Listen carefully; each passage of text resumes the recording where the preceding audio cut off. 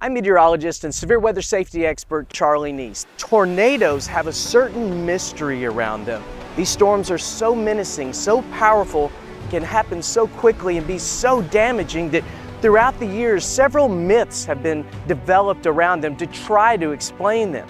But science and research helps us to know a little bit more every year. So today we're going to be talking about 5 tornado myths and what science and research has discovered about them.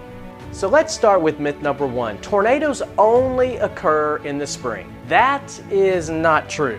While the ingredients for tornadoes most often come together in the springtime and we have the highest rate of tornadoes in the spring, it's certainly not the only time of the year that tornadoes can occur. They can occur at any time of the year and have. Some of the most deadly tornadoes in recent years have been those that have been hitting in the cold months of the year. On the night of December 10th into the early morning hours of December 11th, a string of violent tornadoes cut across Missouri, Tennessee, Kentucky, and Arkansas, killing 82 people. Tornadoes have even been recorded on Christmas Eve.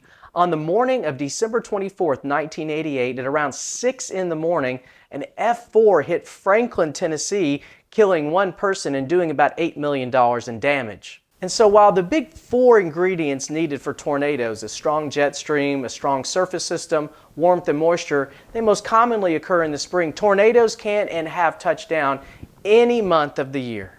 Myth number 2, tornadoes don't hit at night because you need daytime heating for fuel. That is not true.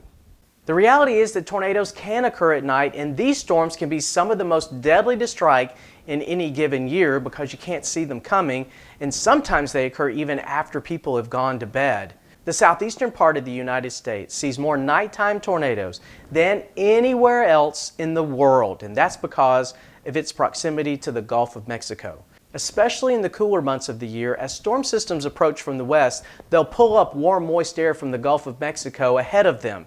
That can send temperatures warming even into the middle of the night, so you don't have to wait for daytime heating. Increasing the instability and combining that with enough wind shear can set the stage for those nighttime tornadoes. And while they are most common across the southeastern part of the country, nighttime tornadoes can happen anywhere in the United States. So it's especially important to have a way to hear warnings after you've gone to bed and at night when you can't see them. Myth number 3, tornadoes don't hit large cities. Well, the residents of Nashville, Tennessee will beg to differ.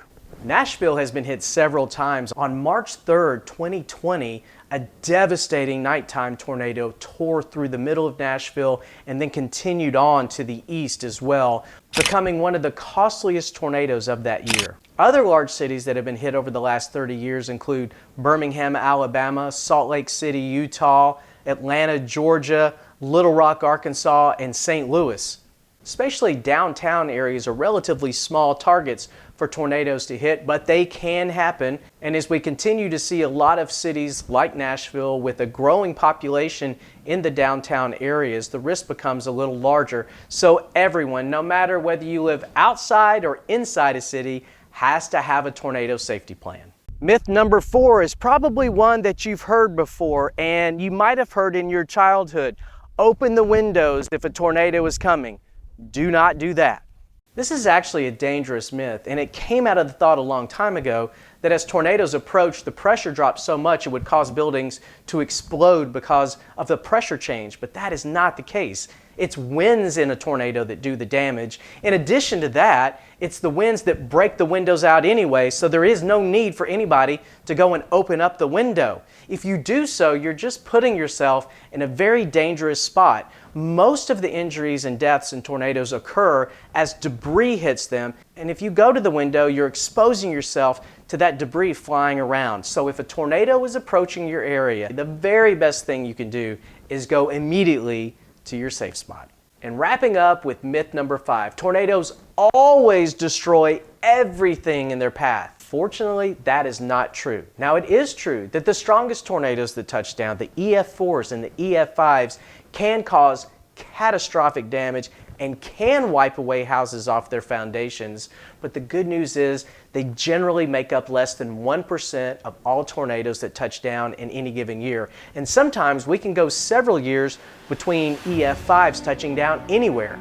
So what does all of this mean? Well, it means that every tornado is dangerous, should be taken seriously, and can be deadly if you're in the wrong spot.